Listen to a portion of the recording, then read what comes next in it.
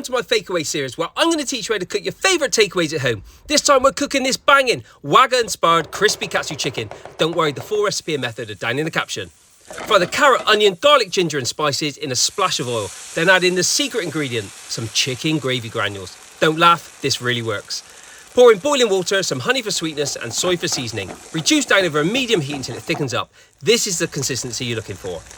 Now for the chicken. I'm using thighs because everyone knows they're the best. Lay between 2 pieces of clingfilm, then work out your frustrations with a rolling pin to make sure they're at even thickness.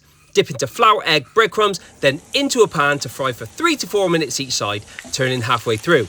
The chicken will need to reach an internal temperature of at least 75 degrees.